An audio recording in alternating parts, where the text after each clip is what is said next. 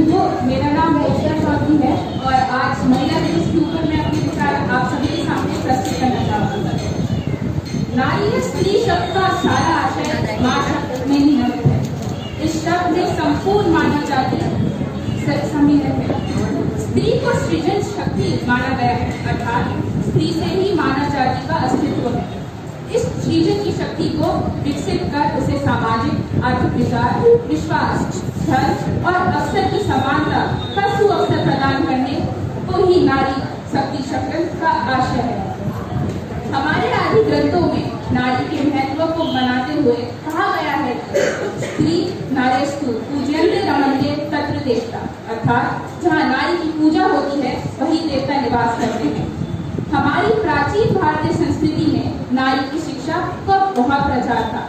प्राचीन सभ्यता में ऐसी बहुत सी नारियों ने इस धरा पर जन्म लेकर नारी जाति को गौरव दिया है। समीक्षा, घोषा, गायत्री, लोपामुद्रा, अनुसुईया जैसे नाम इन्हीं श्रेणी में आते हैं। संपूर्ण मानव जाति देवी के रूप में नारी की पूजा करती है।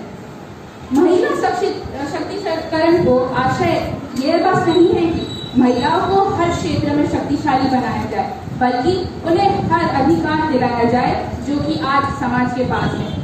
अपितु महिला का अर्थ जब ही हमें समझ आएगा जब हम पुरुष वर्ग में, मस्तिष्क में, उनके विचारों में, उनके दृष्टिकोण में यह अवगत करा दे कि नारी जाति को ही असहाय, अपंग, परलंबित, आधीन या पुरुष जाति की कोई धरोहर नहीं है, बल्कि उसका अपना एक स्वतंत्र अस्तित्व है, दृष्टिकोण भी है।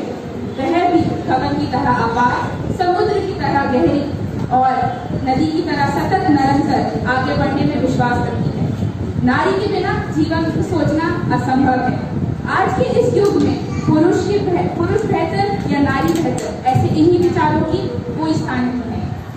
अब मैं मोक्षदा अपने विचारों को विराम देने के लिए आपके सामने कुछ पंक्तियां प्रस्तुत करना चाहूंगी।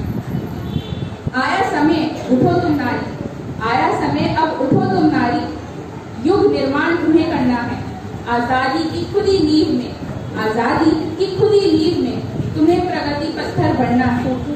अपने को कमजोर न समझना, अपने को कमजोर न समझना।